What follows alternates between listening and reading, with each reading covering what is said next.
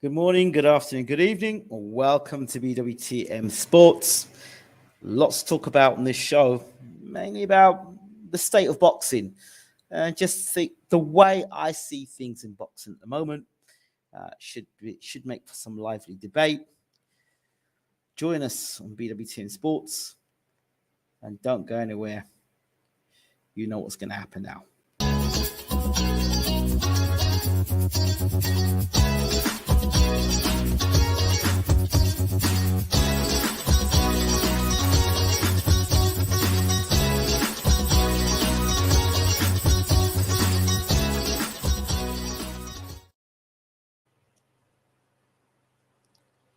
Good morning, good afternoon, good evening, and welcome to BWTM Sports Gaming. Glad you could join us.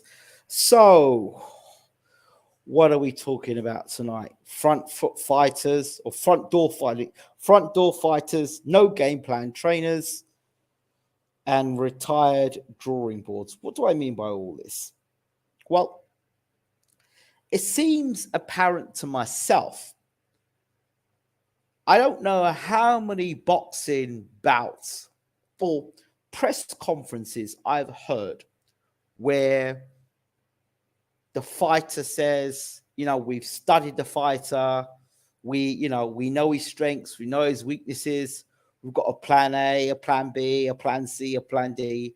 They talk all that good stuff. All that good stuff they talk. And then they get in the ring and then they do everything that is to the strength of their opponent and put on either subpar performances or get absolutely annihilated. A few fights I'm going to put up now. Not in no order, but I'm just going to put them up as examples. The first one that comes to mind, I hate to use it, Ryan CHARLTON against AZIM. Next one, Troy Williamson versus Josh Kelly. Deontay Wilder versus Robert HELENIUS. And BETERBIEV versus Joe Smith Jr. So, apart from the Josh Kelly fight with Troy Williamson, everybody else either gets knocked spark out or gets absolutely destroyed. And it just seems that they are what I call front door fighters, where basically they get themselves in great shape. That's like they spend the whole camp getting in shape, and there's very little game plan. So, like, I'm going to get out first round, and I'm going to come charging right across the ring to you, and I'm going to hit you with everything. And it's like, I don't know if they think that the opposition are not allowed to throw punches back. I don't know if they think the opposition are punching bags where you just throw, because obviously punching bags don't hit back. Or they feel that, like, all they have to do is get in shape, get fit, and just talk some good stuff in a press conference, and then do the ring walk, get inside the ring, and then it's just going to happen. Because, to be honest with you, that's what I see. I don't see game plan. I see guys in good shape, decent shape, good to go. Like, for example, Troy Williamson against Josh Kelly. Good example. So Troy Williamson, pretty heavy-handed. He's not the fastest of fighters, but he's got a good engine. He's sturdy. He's consistent. And Josh Kelly, we know in the first 3-4 rounds, comes out blistering combinations, but the back end he tends to tire.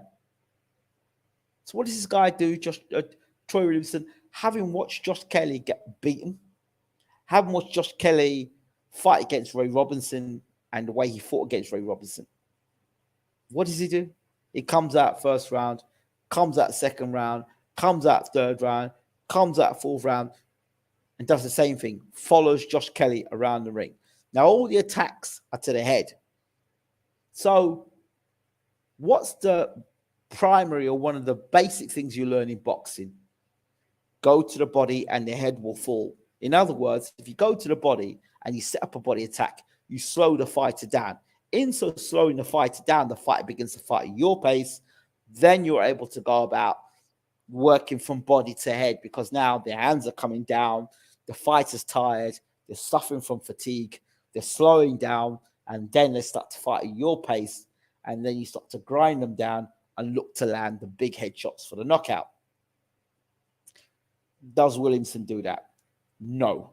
All night long, he's following Josh Kelly around the ring, allowing Josh Kelly to fight at the pace that he wants to fight, and swinging for the hills. Where was the game plan?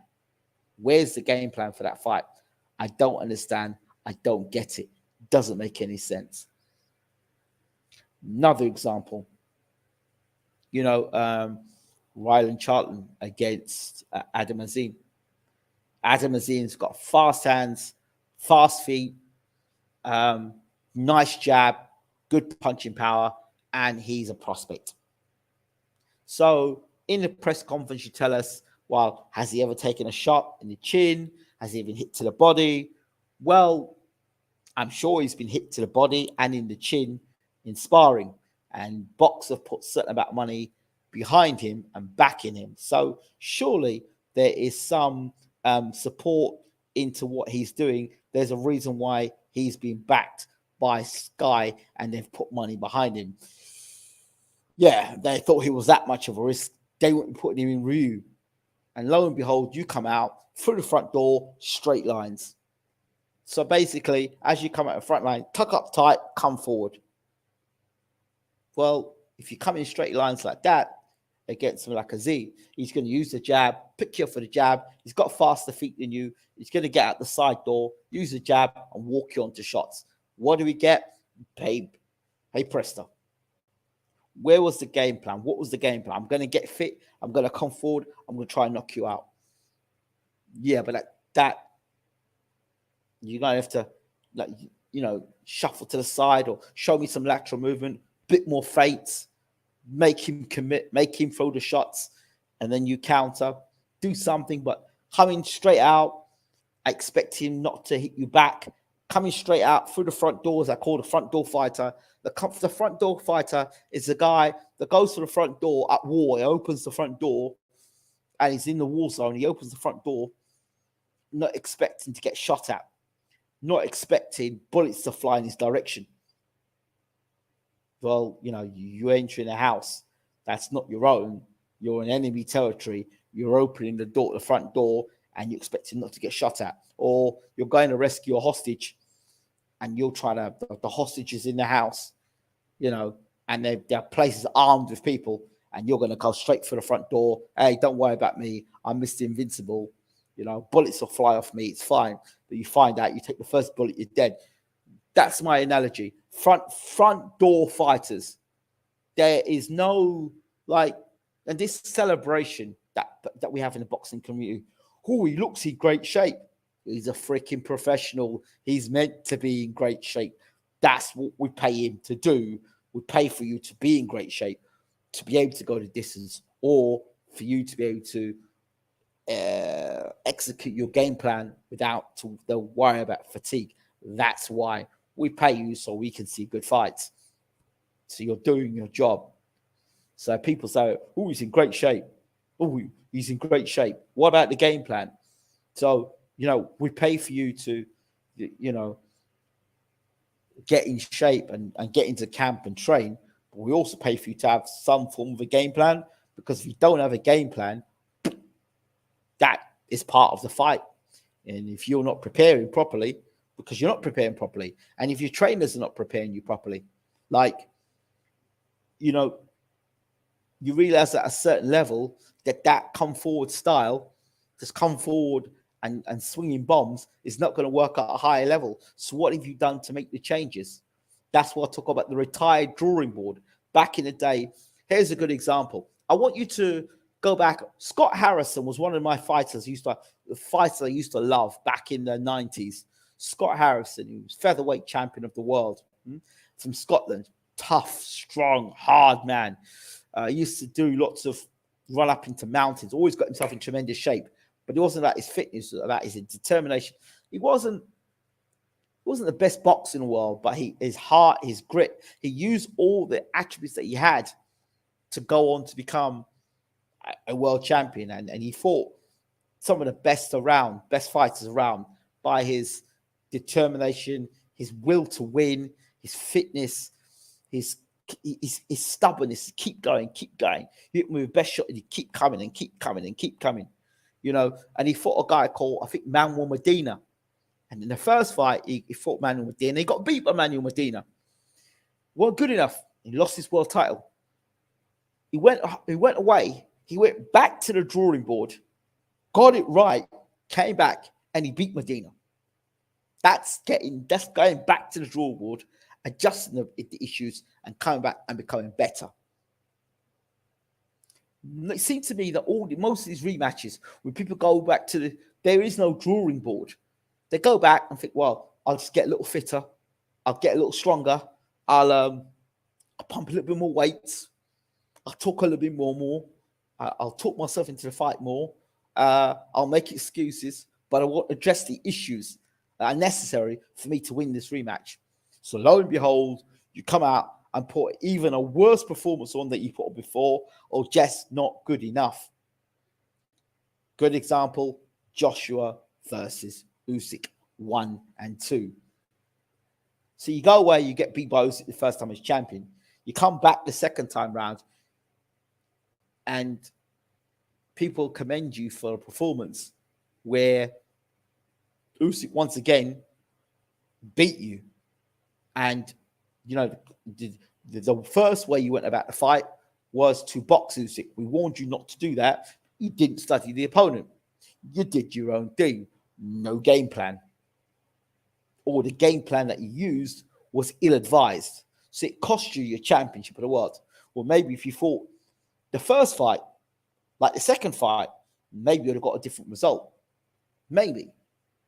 But there was no thinking in the game plan. So as you think outside the ring, inside the ring, you'll get punished for it. So in 2 fights, Joshua showed that a lack of game plan has cost him, A, his World Heavyweight Unified Championships, and B, his status as one of the premier heavyweights in the world.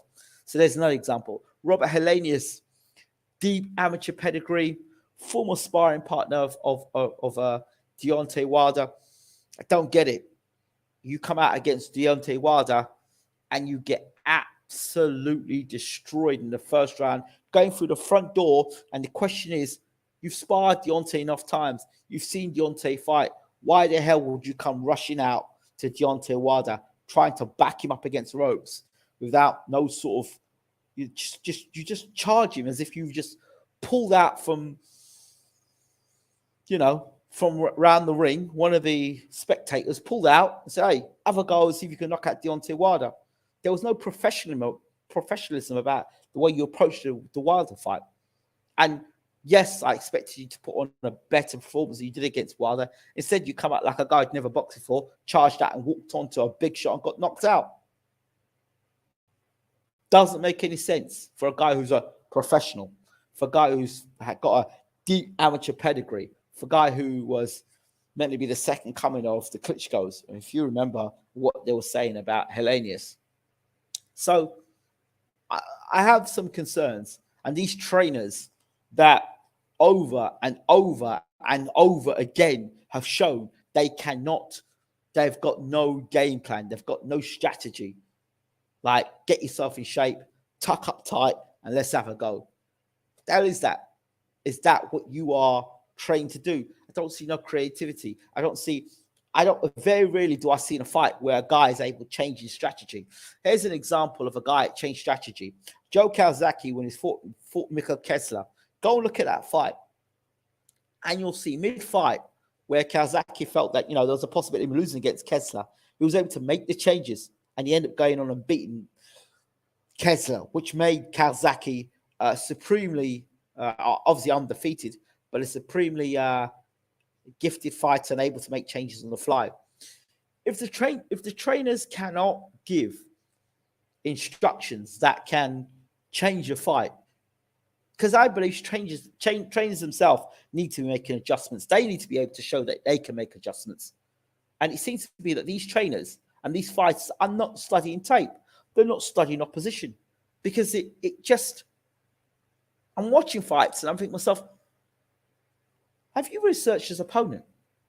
Like, you're walking onto his right hand, you'll be getting set up for the jab, you're not fainting, you're walking in straight lines, you're not cutting off the ring.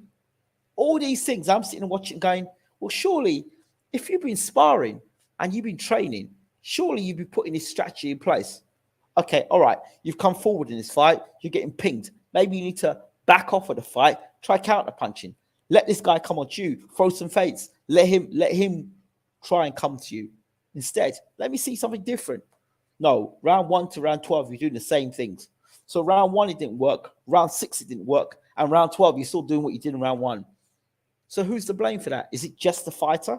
Because surely the trainer must see what's going on as well. And some of these trainers, I don't understand. I'm sitting here watching it on the screen. I'm watching the guys fight. You're ringside and you can't see things. Like, I could sit here and I'm watching a boxing bout, for example, and I'm watching, like I'm saying to myself, this guy's got overhand right coming, or this guy's got a left hook coming. I could see it coming. See the guy wind up with it. Trainer ain't saying nothing about it. Or the guy's getting pinged continuously with the right hand. Pinged, bang, bang. Goes back to the corner.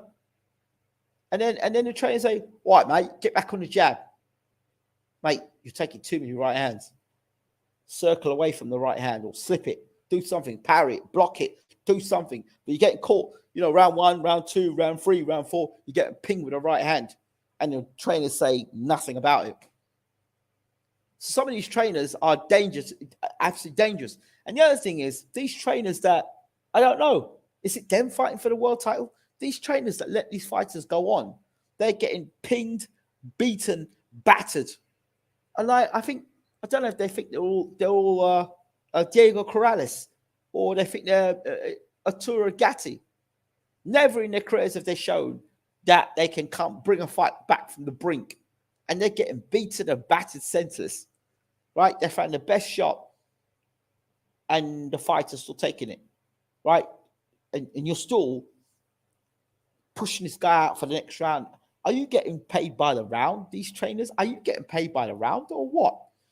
I don't get it. You guys getting the crap beaten out of him.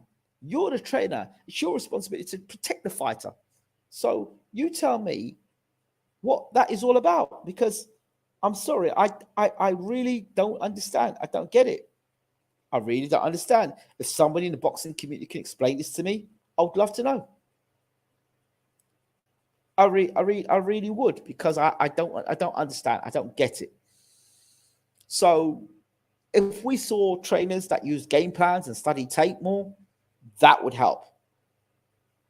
If we had fighters that would stop just trying to go for the front door and thinking they just have to get fit, thinking all they have to do is get fit and charge forward, because that only so much can help. And then after that, as you move up levels and leagues, and this thing of rushing to try and win a world title, I don't get it. Why don't you build your fighter up the right way? Invest in your fighter. Get them the learning fights necessary. But that's just me. Maybe I'm just crazy and I'm seeing it from a different way. I'd love to know what you think as boxing fans. And another thing, I hear too much about contracts. Okay. This thing that's come into this boxing world where we're hearing about contracts. Is it because the fight is so crap that you have to talk about contracts? Why are you talking to me about contracts? You're not going to show me the contract, so I don't know if you're bullshitting or not. So, I've got a contract. Well, the contract says, and we sign the contract. Well, yeah, we're getting the contract. I don't care about the contract. I don't care about the fight percentage. I don't care. I'm not getting a cut of that money. I'm not seeing the contract, so I don't know if you're bullshitting or not. So why are you talking to us about the contract? Why are you talking to us about gate sales or stuff that should remain in the office? Why do I care about the contract? Am I part of the team? Am I getting paid? No. Why do I care about the contract? I want to hear fighters talk about, right, well, you know what? This is the game plan. This is what we're planning to do. We're going to do this, this, this, and this. We take away his right hand. You know, he's got a good left hook. We're going to do this. We'll slip the left hook. We'll do this. We'll do that. And just talk about what you're going to do before you do it. Great fighters. Muhammad Ali was one who would tell you what he's going to do before he did it. And he went out and he did it. You know, Nassim had that cockiness where he said he was going to go out there and knock you out. But yeah, talk about it. Let's listen to bantering and trying to sound funny and trying to be smart at a press conference. And let's hear you be a bit more scientific. Okay, he's got a good jab. How are you going to nullify that jab? Okay, he's got a great right hand. How are you going to counter that? So, like, for example, Anthony Yarde's going to fight after BETERBIEV, which I've talked about in my previous video. How are you going to go about that fight? How are you going to go? How are you going to deal with a guy you've never been hit this hard in your life? How are you going to deal with a guy that hits so hard, legendary hard? How do you know you've got the skills to beat a guy like BETERBIEV? What fight makes you believe, gives you the belief you can beat BETERBIEV?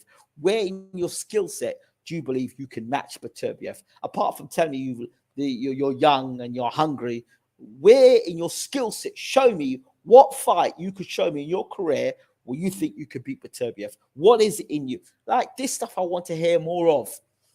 And because a lot of these journalists don't know what the hell they're seeing, or they're scared to ask questions, that's the reason why we get such terrible press conferences, because we're not asking the questions that need to be asked. Talk to the trainer then. What's the game plan? Oh, we're going to see on fight night. You don't have a flipping game plan. That's why. You don't have a game plan. Cut with the crap.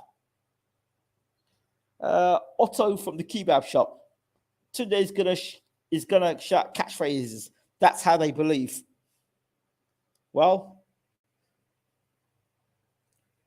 believe it, become it. Well, tell you something. Artur Beterbiev sees it, believes it, and will be becoming it.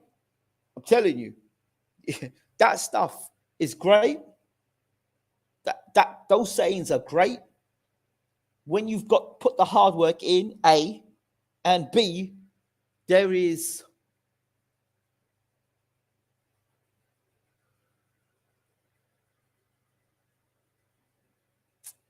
I wouldn't say realism, but some evidence to back up what you're saying in the cold light of day. It's all right saying these things, believe it, becoming. That's great. But let me tell you something about a little secret. There's a thing called the law of attraction. The law of attraction works like this.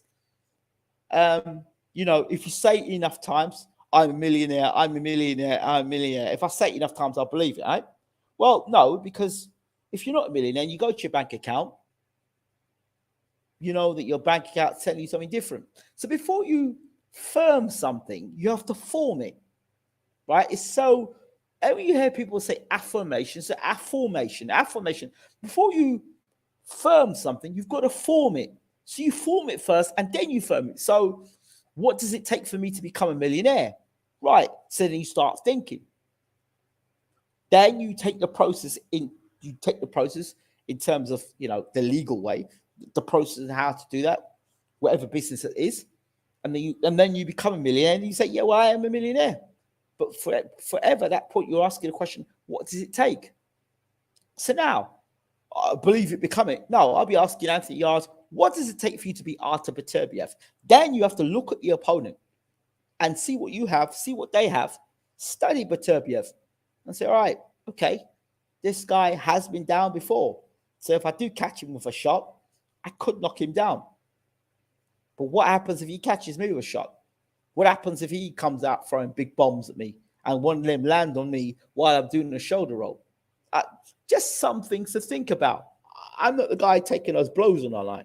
But what I'm saying is, There's some game plan. There's something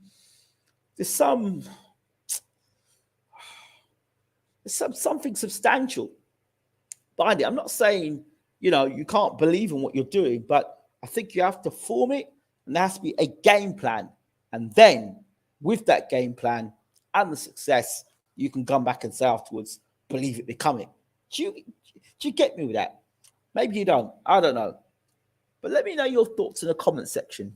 There's too much talk in boxing and a lot of talk of stuff that's just not relevant. And the real important matters are overlooked. I hear now Conor Ben may get off without a ban. For a guy who was caught banged to rights, not once but twice. Yeah. What about that? I don't know.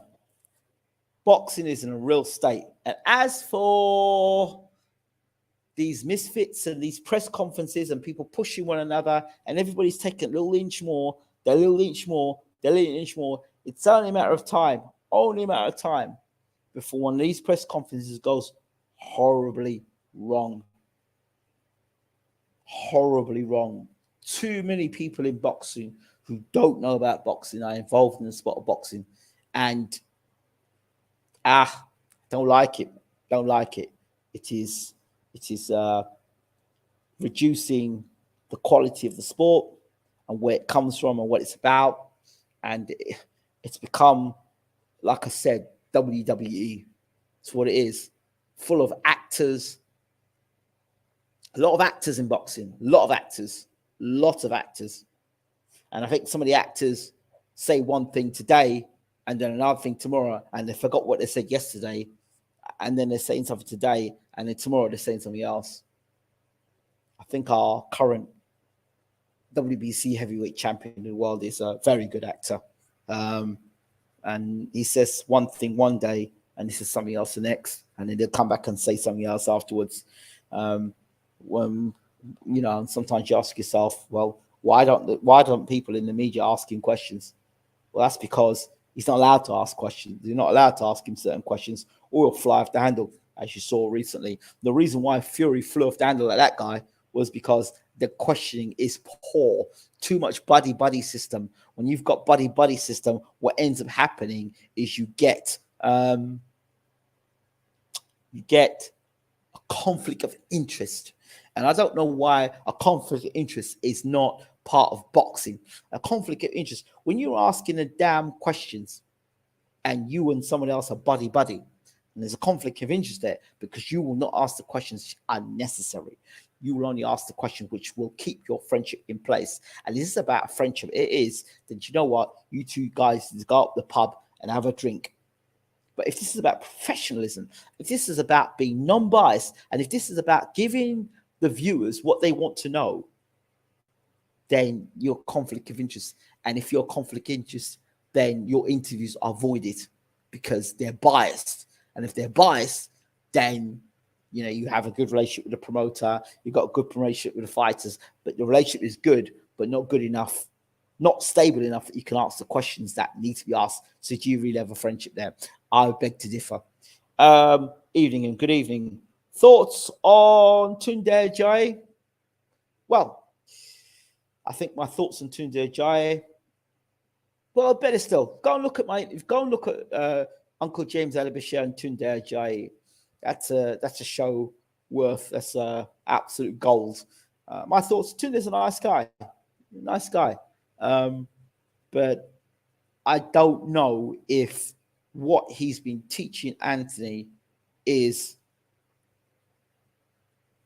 going to help him against BETERBIEV when BETERBIEV hits him upside his head. That's the thing. Lions in the camp. Why does WBA regular? Why do we have a regular belt? Well, because the WBA regular was the original belt. It was the number one. It was the first belt in boxing. Contrary to the belief that people say it was WBC, it was the WBA. That belt there is the one that Muhammad Ali had, that regular belt, which people have kind of dismissed, and you got a super champion now. So yeah, that was the regular belt. People said it got upgraded to a super belt, but I just think it's an absolute joke. Do I know Archie Moore? Of course I know Archie Moore. The Mongoose. Which video is this? Yeah, just type in James Ellerby Tunde Ajayi. It was a absolute humdinger of a night. Archie Moore versus BETERBIEV. Who wins? BETERBIEV is a big puncher. Archie Moore can punch. But Archie Moore had some really mongoose. The mongoose, I believe, wins because the mongoose has got some moves on him that them guys. In fact, when I used to box, my trainer, Mark. If anyone knows who Mark Reefer is, his father used to train me. Mark Reefer's dad, and Reefer. One of the fighters we worked on was Archie Moore. Archie Moore and Josie Joe Walcott were the two fights. Josie Joe Walcott was the one I studied more. Josie Joe Walcott was a shot where the guy throws a jab, you lean back for the jab, and then you come back. So you lean, the jab comes, you lean back, and you hit him with a left hook, or you lean back, you hit him with a right hand. So it's a pull shot. So the guy throws a jab, you lean out the way, you lean this way, so you lean so your chin's not in the way, you lean this way, and then fire back with the right hand. Of course, the mongoose wins. Okay, will do. Do you think Fury is a super sensitive guy deep down? I think Fury is depending on what day. Depends on what day of the week you meet Fury. Just joined. Troy Williamson fought poorly against Kelly. No head movement, attacks in straight lines, and some of the worst footwork I've seen from a pro. Well, yes, Adam, this is what I talked about. I talked about front door fighters and no game plan trainers. Why didn't he go to the body? Why did he double jab to the chest and work towards Kelly's body, slow Kelly down, and then go for a head attack later on? Was Josie Joe Walcott the world heavyweight champion? I can't remember if Walcott was. I'm sure he was. But I could be wrong. Sure he was Walcott. It just depends on what day of the week you get Tyson Fury. You can get Tyson. So for me, in all the interviews I did with Tyson Fury, to be fair, I always knew, like, there was always the first interview I did, he said, "Oh, come on then, let's have this interview," because Peter obviously got the interview set up with him. Come on, let's have this interview. So I knew for a start he was a bit narky there. So I kind of liked him, like, guys, a bit narky. So let me just ease my way into this interview. We talked to him, let him do the talking, let him kind of feel good about himself. Yeah. And then he said something, and then I made him laugh a bit, and we kind of settled there. And then he went into it, and yeah, that was the first thing I did. He talked about David Price. It was absolutely one of the most hilarious interviews I've done, honestly. All those interviews with Tyson Fury back in the day were hilarious. And then the interview I did when he didn't even talk to any of the British press because he had that sellotape over his mouth. And I got the interview with him that night when he wouldn't even talk to the world's media because he had sellotape over his mouth. When it was Frank, well, from what I understand, it was the promoter that made him flip the table, and that's where he got in trouble for it. But anyway.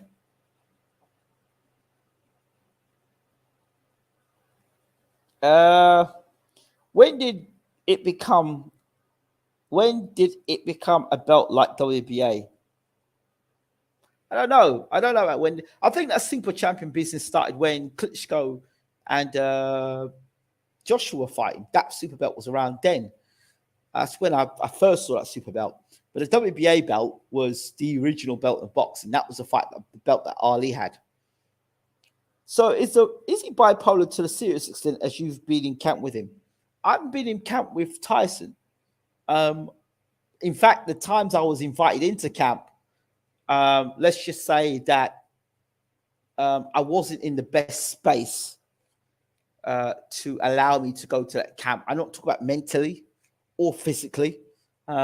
Sometimes the people that you're around can be, I would say jealous, maybe narcissistic would be the word. And I couldn't quite get to that camp. So I'll leave it there. So I was invited to Tyson Fury's camp on a number of occasions. I was going to go there. And I was told I shouldn't go to camp. But yeah. It was great interview skills from you. You knew how to keep relatively calm, LOL. Yeah, and the thing is, I've got to look at it this way. So you've got to pick your moments. And there's a difference between asking questions to get relevant information out of the guy or out of the person you're interviewing. And you've got to weigh that with, because there was a time where you used to call this channel the Fury channel. And you have to weigh up. You've got to say to yourself, well, okay, I'm going to ask these questions, but I also got to be aware I want this guy to come back again. I want to interview this guy again. So you've got that balance. Well, before the interview, I'm going to ask you a certain set of questions. And if I can't ask you those questions before the interview, there's no way I'm going to throw it to you in the interview. So I'll gauge and I'll think, right, is this the time to go? Is this the time to ask the question? He's laughing, he's joking. Yeah, this is the time to go. Or you know what? I think I'll swerve that today, leave that for another time. Is it that pertinent? Is it worth ruining a relationship, a professional relationship over this question?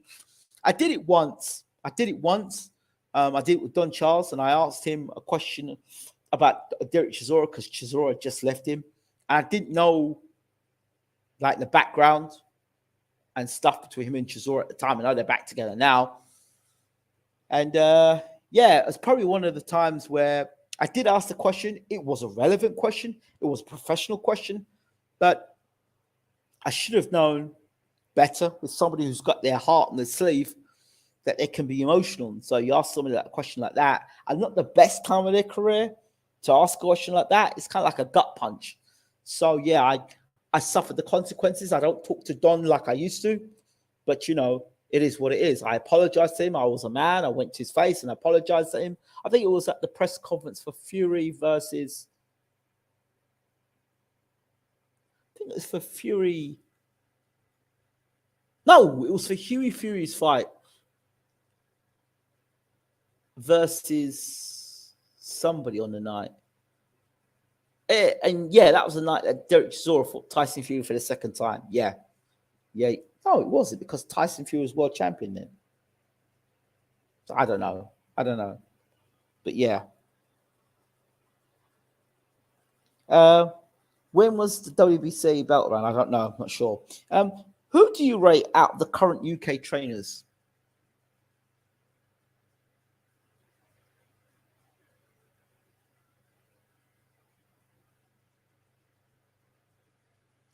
I like Jamie Moore as a trainer. I like him.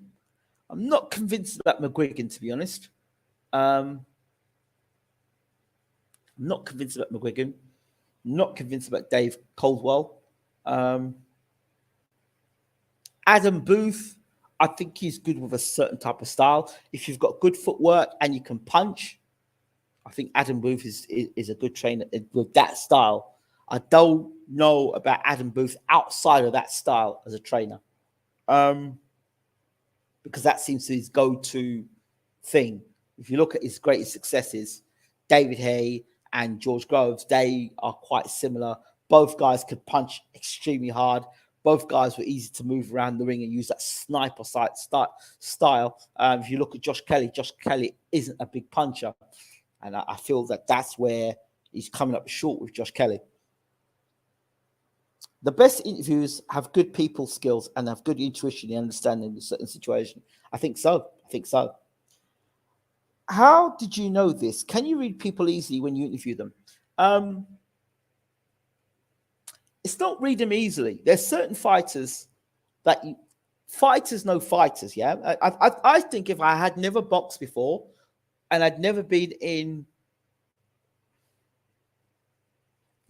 before, I'd never been around certain fighters, and I'd never had that sort of background, I think I'd probably been quite blind to a lot of things. So that's why when I'm able to talk to fighters about certain things, I can immediately hit that chord, because there's that I'm saying things that are relevant. I'm not saying things that would disregard a fight and tell him, I think you're a bum, or I wouldn't say things like that to a fighter. And again, it's not about me. I take myself out of the equation. It's about when I interview a fighter, it's that so I know enough about you so that when I come back again to talk to you, I don't have to ask you the same questions again. I ask you different questions, and I can get more information on getting to know who you are. That's the purpose of the interview, for me to get to know who you are. So when fighters when people listen to the interview and they bring a person back on to interview again, we've built the foundation so we can build and build and build and build and build from that. So that's why if you look at certain fighters on the channel that have been, the Terence Crawford interview. So I know when I'm talking to Terence Crawford, it don't matter if I don't talk to Terence for 4 or 5 years. I know exactly where to hit the note with Terence because I've done the interviews with him. I know where he's at. I know where his mindset is. I've done 2 15-minute interviews with him. And I interviewed him when nobody was really talking about Terence Crawford. Keith Thurman, I've spoken to Keith for years, but I know bang exactly what note I'm going to hit when I talk to Keith. Do you understand? I just know kind of where to be with these guys because I've looked at the interviews I've done with them, listened to where they are, watch how their careers have been. There's nothing worse than talking to a person and you've not done your homework and you start saying stuff that's not relevant or you start saying things that you've not got the right information. It shows you you're not really researched on the guy, I say, oh, yeah, I saw that. So Fury would say to me, look, Ingram, like when he talked to me about the Chisora 2 fight, he said to me, I said, look, you've been knocked down by the overhand right in previous fights. It seems guys that are 6'2" and below, you seem to have a problem seeing your right hand. You didn't see it against Cunningham. Nevin Pajcik gave you a problem. You got dropped in fights against guys who were shorter than you. What are you going to do against Chisora, who in his last few fights, the overhand right, he dropped Kevin Johnson, where Johnson was, he's got a good chin. He dropped Malik Scott. So what are you going to do to combat that? So I asked him that question. And he said, I'm going to give you a surprise. And on the night he turned southpaw. He says, what do you think about that? So we're talking, you take, and he doesn't like guys that suck up to him. He knows if you're sucking up to him. Tyson's one of the guys, he knows you're sucking up to him. And he knows his boxing. He knows his boxing inside out. He really knows. He may play the game and play the fool. He knows his boxing. Terence Crawford, he's another guy who knows the history of boxing. They really know their history of boxing. Eh? Don't let all the jokes and all the WWE stuff. That's why when I see all the stuff Tyson's doing now, it's stuff he wanted to do way, way back before he was world champion. He always wanted to get into all that WWE stuff. So he's living the dream now. He's living the dream. He told me, I'm the greatest heavyweight of this era. I'm the greatest heavyweight of this era. He told me that back in 2013. We're now going into 2023, almost 10 years on. And you couldn't really argue with the guy, could you?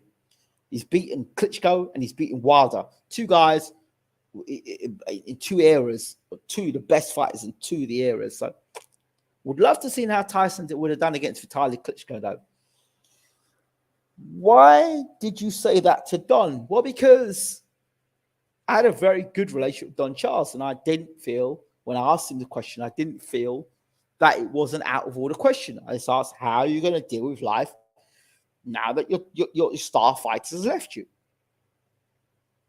There was a question that I didn't realize how deep it had cut.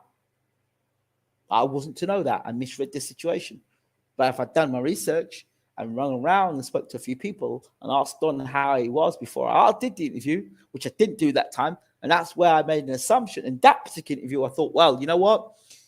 It's Don Charles. Me and Don get on well. Look, I've gone to dinner with Don. I've been in the same car. I've gone to press conferences with Don. I've been in camp training or watching Derek Chisora prepare for fights. I've been behind the scenes with Don Charles. So, I've turned up to pre-workout with Don Charles. Derek Chisora drive behind his own car. So when you have that sort of access, you can't think, oh, it's done. And, we've had kind of back and forth before. So I expect the back and forth because he leaves his heart in his sleeve. But this one spectacularly backfired on me. And I learned my lesson for that. I really did. So Don took it badly, even though you didn't mean any harm. I took it badly. I did. He did. But it's neither here nor there now. I learned my lesson. It was a hard lesson to learn. I would love to be able to sit down and tell Don about the stuff I'm doing here in Nigeria, in his country. I'd love to talk to him about it. But it is what it is. And, you crack on. Tyson Fury was talking about John L. Sullivan one of the early heavyweight champions. Yeah, I told you, he knows the history of the sport. Journalists should be motivated by truth, not access. That's the problem with now fighters getting butthurt by questions. Fighters answer questions and journalists ask questions. Absolutely, I get that. But I would add something else into that mix while we're talking about this on that subject. Public relations. If the public relations themselves have really no clue about boxing, they might know how to organize an event, but they're not up in their boxing. They don't know about boxing. Yeah, they know about corporate. They know how to manage a property. They know how to manage a being. Yeah, they know how to manage that being, but they don't know about boxing. You see, boxing, you've got to keep it real. And a lot of these PR people try and take boxers away from their communities. And they try and polish them up to be like all prime ministers and talk all sort of, and you see it. And it really drives me insane. Let the boxer be organic in who they are and who they're being. They're boxers. They're not running for, the next prime minister. Do you understand? And Tyson Fury doesn't need that. He did need guidance back in the day, and you could see it coming. When I was interviewing him, I could see it coming. The way he was talking so loose with his tongue, he was going to get himself into a lot of trouble. And he was warned, and I told him about it. Well, you saw what happened with him. And he had to go away and have a real serious think about his life and come back. You see Tyson now is very careful about what he talks about now. Did you see Parker versus Ryder? No, I didn't, but I rate Ryder very highly. What did Ryan Charlton do wrong in his recent fight? He accepted the fight. That's the first thing he did wrong. Would never have taken a fight. Is Jack Johnson all-time great? First black heavyweight champion of the world. I'd say he was great. I'd say he was all-time great. And he wasn't great for just what he did in the ring. It's the stuff he had to deal with outside the ring is what made him great for me. So he was a world champion. But in that time, in that era, with the racism, the way it was then, in your face, Jack Johnson came for a lot. He came for a lot. Have you met Joe Joyce? He seems a lovely guy. Let's put it this way. Joe Joyce, there's a documentary coming out about Joe Joyce's mum. Now, my very good friend, Emmanuel, from Buff Enterprises, he was Buff is the British Urban Film Festival. So Emmanuel and his team did a documentary on Joe Joyce's mum. So that documentary is going to come out soon. If you haven't seen it already, is his mum, Marvel. Absolutely incredible documentary. So I understand that they just showed it at the film festival. Shout out to Emmanuel, by the way. I saw him when he came to Lagos. We had about a 3-hour chat. Shout out to Emmanuel for that. Doing some great stuff in the film industry. And he talked to me about meeting Joe Joyce. And I think Joe Joyce is a wonderful guy. But I do think he is mismanaged. I think that he needs to be his own man. And I didn't like the antics that were being pulled the other night when Usyk was next to him and Usyk, and then he decided to join Usyk on the top rope. I wasn't about that at all. Usyk, Joe Joyce is like I call the British George Foreman. And if Joe Joyce were managed, he needs a makeover as far as I'm concerned. He needs to talk less and just be about the business. Really, seriously, stop the talking, stop the smiling, because you are a fearsome guy. And I think if you did that and be a bit more brooding, I think your sales would go up, honestly. Never bet him, would love to. It says, he went from colored heavyweight champion of the world to world. First man to do it. Yeah, he was. So I think that makes him all-time great in its own right. So, yeah, and what he had to deal with, yeah. So a bit slightly off track here, but, just to talk about going through front doors. I don't even know why Ryland Charlton took that fight. because I said to him, Ryland, they're going to use you as a journeyman. And I said that right back before he fought Marku. Look what they've done with him now. Is he not being used as a stepping stone or a journeyman now? Come on. Your plan for Joe Joyce was great a while ago. The presser tactics and going for the KO. Yeah, it is, because I think that suits him. He could pull that off. He wouldn't be acting. He could pull that off because that's what he is.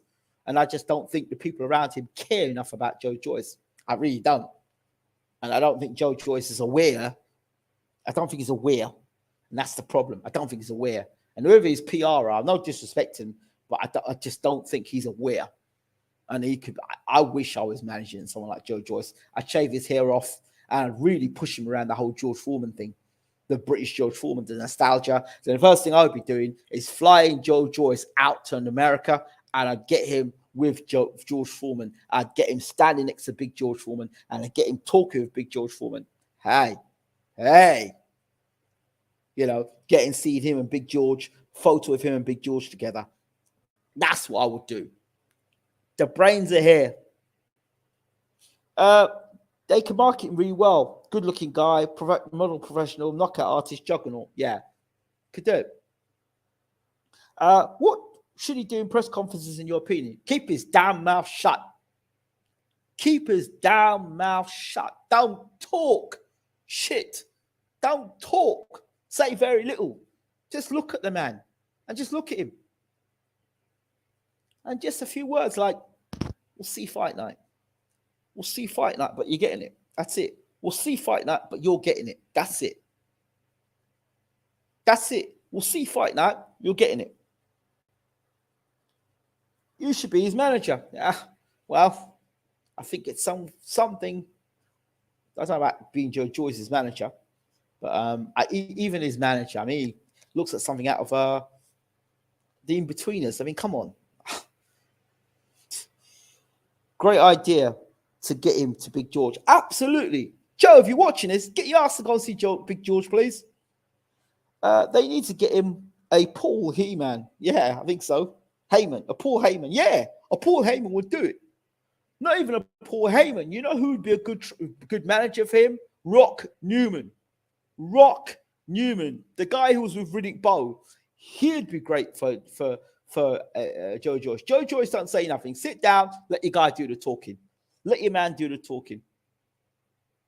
Let your man do the talking. And Hasim Rahman, he'll talk solo crap. Shannon Briggs, let's go, champ. Let Shannon do all the let's go, champ. Let's go, champ. Let's go, champ. And then Shannon can always pick a fight with the guy at the opposition as well.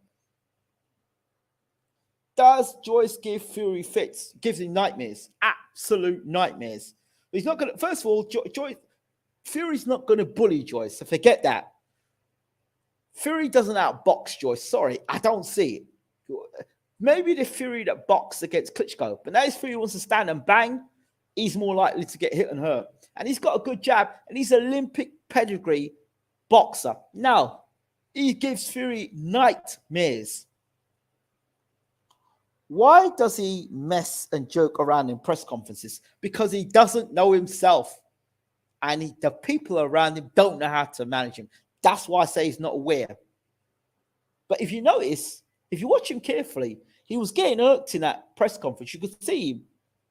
Like Joseph Parker said, shut up. So what make me? You see that bit there? That's the real Joe Joyce right there. Was Don King a good promoter? The best promoter there's ever been. Sam Jones was a good promoter for him, in my opinion. He did a lot of talking in the Dubois promo. Yeah. Sam Jones is good. He needs that sort of a character around Joe Joyce. Even David Hay. But he needs a guy who's going to talk for him. He don't need to do any talking. That's not his strong point. He don't need to do any talking. Joe Joyce has got, I tell you, Joe Joyce has got that similar Lennox Lewis sort of the way the British public are towards Joe Joyce. You had that breakout fight against Joseph Parker. That was Joe Joyce's breakout fight, not the Dubois fight. And it's like Lennox Lewis beat Gary Mason. That was Lennox's breakout fight. And then he fought Razor Ruddock, and he knocked up Razor Ruddock, and then the world were kind of behind Lennox Lewis. So Joe Joyce needs. He's had his Gary Mason moment when he beat. I say the Danny Dubois fight would have been his Gary Mason moment for Dubois for Joyce, but then I think more of Josie Parker, because more people were tuned in and more people knew what Josie Parker had done because of what he'd done with Derek Chisora, and then he got against Dillian Whyte and against Anthony Joshua. And again, there's another fight. Josie Parker should have shifted with Andy Lee years ago. If he had fought Joshua with Andy Lee in his corner, you'd have seen a different fighter. The Haymaker could talk well for him. He could. Sorry, switching subject again. How easy would it be for Fury to do a grab and jab style against Usyk? When happen? Can't happen. Well, the thing is, Fury's got to get to him first. He's got to get to him first, and Usyk will be able to use his feet. He's got better footwork than Fury, and being a unified heavyweight champion is different from being a guy who's got 12 losses. So he can negotiate a big ring, Usyk, a big ring. Whereas I don't think Chisora could negotiate a small ring. You understand what I'm saying there? Negotiating power will play a lot in this fight. Prime Hay versus Usyk, who wins? Prime Hay. What is Prime Hay? Tell me what Prime Hay is. The guy that beat Enzo Macronelli? The guy who beat Mormek? Is that Prime Hay? Or the guy that got beat by Carl Thompson? Is it Prime Hay? Usyk beats Hay, man. Come on. Hay's chin's not the greatest. He's okay. But if Mormek's dropping you, and if Mormek is dropping you, and Carl Thompson's stopping you, then can you imagine what Usyk would do to you? With the hand speed, the footwork, he's got a good chin, Usyk. No, he beats Hay up badly. Stops him. So what you're saying is that no. So what you're saying is that, as I think as well, this is a really tough fight for Fury, who looks slow anyway. Yeah, absolutely tough fight. It's a fight Fury does not need. The guy that beat Mormak, yeah, that guy gets beat by this guy. Sorry, that guy gets beat by Usyk. Usyk beats that guy, easy. Stops him. Of course he does. The unified cruiserweight champion of the world. Listen, could he beat, he was unified champion, but could he beat Steve Cunningham? And then ask myself a question. Do you think Steve Cunningham can beat Usyk? I don't. Yeah, of course he stops him. Look at who he stopped so far. He stopped Huck. He stopped Huck. Yeah? Do you think Hay can beat Huck? Let me ask you a question. Do you think Hay could beat Huck? And do you think Fury knows it? Of course Fury knows it. Fury knows what's what. I'll fight Joe Joyce and I'll fight Usyk on the same night. No, you bloody wouldn't. No, you bloody wouldn't. He knows he's always in trouble here. Of course it is. Of course it is. And people are getting closer to Fury. The double jab to the chest. You see that double jab to the chest that other fighters have tried to use? Imagine that's now Joyce showing that double jab to the chest and then throwing the right hand over the top. The difference between those guys and Joyce, he's got the reach to land on Fury's chin. Can't pull out the way the same way. Stop Bellew. No, there you go. I don't see much of Huck. I didn't see much of Huck. Was he that good? I think he had 15 or 16 defenses of the Cruiserweight Championship. Well, he's pretty decent. Pretty decent. Let me ask you a question. Do you think that Hay beats Povetkin? Prime Povetkin against David Hay? Just a thought. Right, I know I'm going completely off topic here. I think Fury comes out in a lighter 225, 260. So he can be like, yeah, he can be as light as he wants on his feet. He's never going to be as light as Usyk. How many really good boxers has Fury beat? Really good boxers. How many really good boxers has Fury beat? Because Wilder's not a boxer. He's a puncher. He's not a boxer. He's a puncher. So how many really good boxers has Fury beat?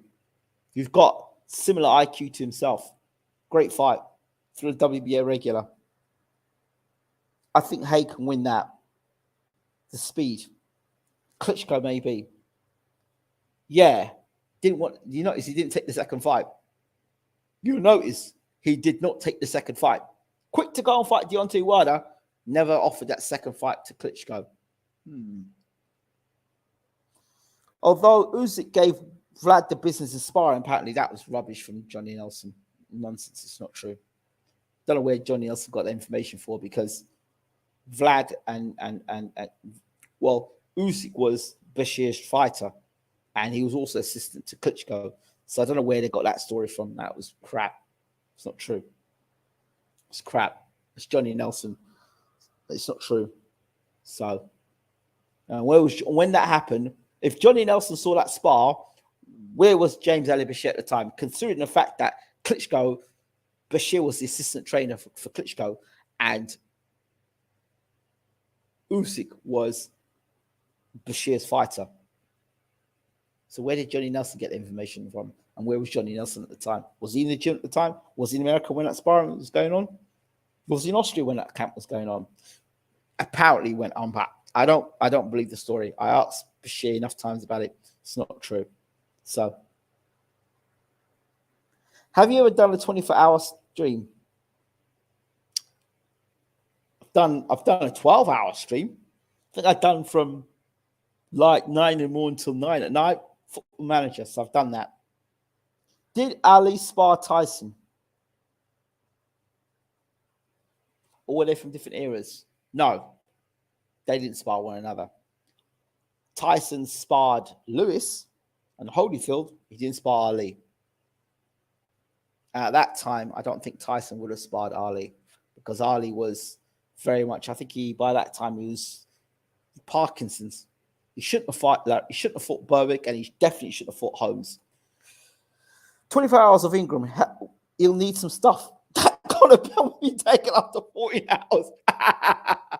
Those were good days, mate. Football Manager, those are some days. I got to bring them days back, mate. Might do one for Christmas, Football Manager special, or FIFA. I do Football Manager special because I remember their Football Manager nights were absolutely some of the best nights. I used to get abused for certain guys that I brought on the side. Wow, those are some great nights. Why did he fight Holmes? I think for the money, and he wasn't even. He could hardly move his hands and stuff. He wasn't in a good state. You could see Parkinson's already set in with Ali. It was terrible to see Ali. He could hardly defend himself. It was terrible to watch. And him against Berbick as well. Two terrible fights. Bring them back. Yep. Well, listen, Barry Ryan, just to let you know, FIFA 23 is on its way. So I want to finish my Ronaldo season, but as soon as my Ronaldo season is over, FIFA 23 is coming.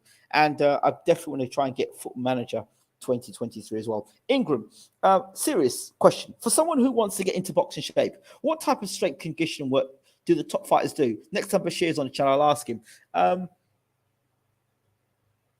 First of all, we call something called your conditioning, so your fitness. There's two levels of fitness. We've got our, how did they describe it? I remembered it when I was trying to get back into start boxing again. Well, I was at Islington Boxing Gym. That's before I stopped boxing. That was the last trip I did. And there is your core fitness. So that is your core fitness where you can box, where you can be fit and you can spar without having to worry about your fitness when you're sparring. Do you understand? There's that level of fitness, right? So there's your, to be able to do that. And then after that, then you have your, so you've got that core fitness and then you've got your fight fitness. So yes, you're fit enough to do sparring, but then you need to be match fit. So then you're able to spar a certain pace, you know, so this, you know, your base fitness, your core fitness, and then you got your technical work as well. Certainly, I remember when I was training with Steve Robinson's trainer. With Steve Robinson's trainer, Barry Jones's trainer, and I was training to be a pro myself. I certainly know that there were levels of fitness. So I remember in the mornings, we'd get up, my trainer would knock my door early in the morning. Oh my God. I was in Wales at the time, in Cardiff. Remember, 4:30 in the morning, either I go to him or he come to me, knock his door, bang the door, and he'd get out, get in his car, and his car would be right behind me. So we get in the car and we drive a certain amount into like a village in Cardiff, the beautiful Cardiff, and then you just a lane, you know, and just greenery around. There's houses around as well, and you're just jogging. I remember once with my trainer, Ronnie, and we're jogging. He says, move it, you lazy son of a so-and-so. He's abusing me, and I'm jogging, and he's got the car, my feet are burning me now. I've already done like an 8-hour shift at the sports bar on Cardiff Bay, and I've got about 2 hours sleep. So I finished at 1:30, finished 1 o'clock, get the cab back home to Ely. When I got back to Ely now, I'm sleeping for 2 hours. I'm getting up, knocking at his, I have to call him a bastard because that's how little he was, knocking at his door, running, and then afterwards running. You're absolutely exhausted. You're running. You have to do it. And you're running. And then he says, right, today, he says, Ryan, I want you to run up to the top of this hill. So I'm thinking, what? Hill? So just running. I started going, I didn't understand the idea of mountains. So we were running round and round and round and round. I'm thinking, what's going on? And then got to the top. I said, I'm at the top now, Ronnie. He goes, right, now find your way back down, you lazy sod. So my legs had gone, like, legs are gone. His legs are gone, Reg. Legs had absolutely betrayed me, absolutely gone, nothing there. Oxygen. There was no oxygen. So you see these guys do high altitude training. Yeah, that's what it's about. When you come down from the mountain, your legs are gone. There's no oxygen. You've used all the energy to run up the mountain, not knowing you've got to come back down the mountain. So your legs are absolutely gone. He says, where are you? Do I have to come up here and get you? And you're like, I can hardly breathe. So yeah, not easy. And you do that. Then you go home. And then you do your fitness training at 1 o'clock. And then you go and sleep. And then you come back at the gym at 6 in the evening and do your technical work, your technical spars. So everything's technical. So it might be, you might be working 4 rounds, and 3 of those rounds, all you're doing is blocking, slipping, blocking. And he's just told the other guy, have it. So he's abused the other guy and called him whatnot. And then first round, the guy's flying out of traps at you. And you're blocking, and you're absolutely knackered, and you think you'll finish your spar. Then they put somebody else in the ring who's fresh, and you're knackered. Put you in again. And then you literally have to start using your feet because the guy that's coming in the ring is heavier than you. Yeah, it's not nice, man. It's not nice. I don't miss it. I don't miss it at all. And if I had any thoughts of even going back in the ring and doing boxing, Dave Allen knocked that at me real quickly. I told you a story about Dave Allen already. I was up at the gym in Sheffield. I was doing some stuff for Dennis Hobson, and I did interview Dave, and he said, "Oh, do you want to come in the ring and have a quick spar?" And I thought, "Yeah, all right, no problems." Didn't think of it. Didn't realize Dave Allen, heavyweight, 19 stone. Here's me. Well, maybe the most I probably weigh was maybe 14 stone at best. Yeah, so I got him. No head guard, scum shield. No gum shield, no head guard. And I'm in there. And I didn't even think about it. Dave Allen, didn't even think about it. Dave Allen, professional heavyweight against, career best probably welterweight. Yeah. And I'm ready, moving, got the jab out. In about 15 seconds, the brain computed that there was something wrong. used the jab, and he threw one jab, and I slipped out the way of the jab, and just the breeze of the jab along sent me across the ring. No, it didn't hurt me or anything, just sent me across the ring, the breeze, the sheer weight of the man. And then I remember I tried to make a move. He was inside, we were tying up. And then I tried to make a move, which is step around Alan. Well, that was dumb. So I tried to step around him and, step around and push him, like a clever move. Step around and push him. In a welterweight, you can do that. But a welterweight pushing a heavyweight, bad move. So I pushed him and he didn't go anywhere. And why was I expecting him to go anywhere? Then I'm inside, and so I thought I'd flurry on the inside. So I flurried on the inside. Well, you imagine you're flurrying 4 or 5 punches, and he lands one body shot. Boom! It doesn't even put full power to it. Boom! See where the ring was? I said, right, that's it. And I rolled out the ring. Wasn't having any of that. I said, So yeah, it's not easy, man. So my suggestion to you is make sure you get super fit before you go do any sparring. Get fit. Do you know what I mean? Do you do any keep fit? Bro, I think all the coaching I do, I do a lot of keep fit. Keeps me fit. Periodization is what I assume you mean. I don't know. Don't know if I've ever gone to gym and heard, right, mate, we're going to do some periodization training. Not from where I came from. You're going to get down and do some training, mate. You're going to get fit. And if you don't get fit, we'll beat the crap out of you in sparring. Get your gloves on, mate. Yeah, memories. You look tired. Even talk about Cardiff. Yeah, exhausted.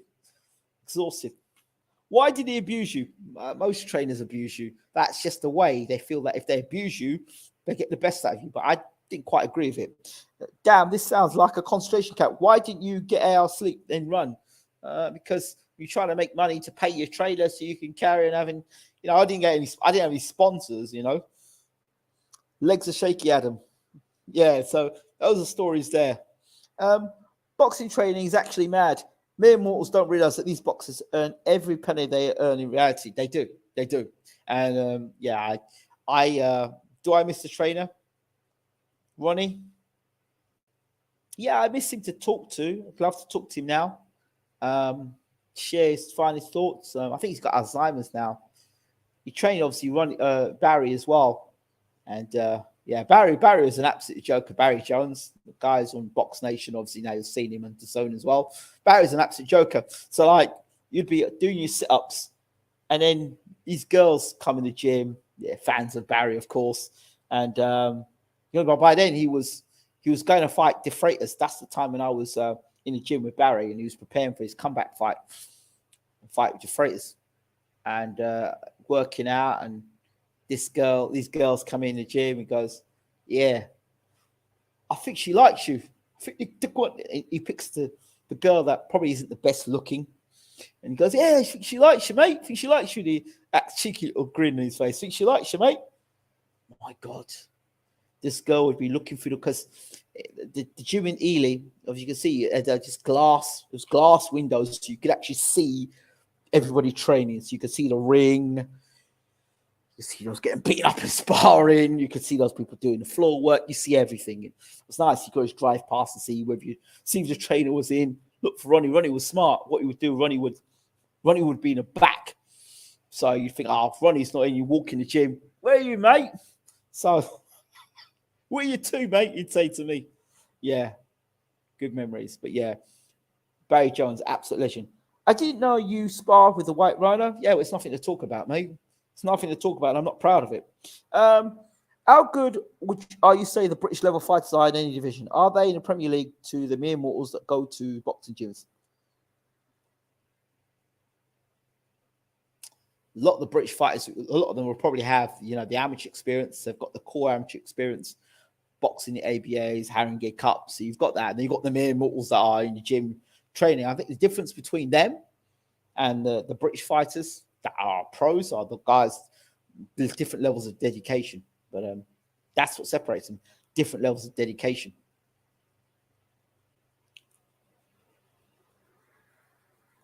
LOL, she likes you. Yeah, that's terrible. Barry Jones, I tell you, that guy, I love the guy, but whew, he got me a lot of trouble. But he's a good guy, Barry. I've only got positive things to say about Barry Jones, and you know, he's the sort of friend you want to have. You know, just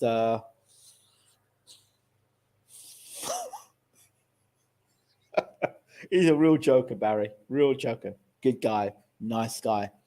Yeah. Barry Jones is a great one of the best commentators, funny guy he is. What did she say? Well, she didn't say much. She just used to have this funny. She had a nose like that. Nose like that. She's one porker, ain't she? Oh fuck, Harry. Because your girlfriend's in here now, and she's looked for the window, and she got a nose like this, and she's looking for the window like that. You go, hey guys, Ingram's girlfriend's at the gym. Oh dear me, it wasn't great. It wasn't great, and it wasn't great for my. It wasn't great. Just wasn't great. It wasn't great. And Ronnie would take any excuse to abuse me. So yeah. All good, good memories. Anyway, I don't know how we went down this road, but I think I'm just gonna have to do random shows in the future. But yeah, thank you all so much. FIFA 23 coming this way. We'll have to get Football Manager 23 as well. And I think in 2023, I want to have a more relaxed tone for 23. I'm looking forward to doing a revamp of the channel. I mean, everything's been like this since the lockdown of 2020, 2021. So yeah, need to get rid of all that intro and do something new for 2023. So thank you all so much as always. This has been BWTN Sports. We're out. Take care.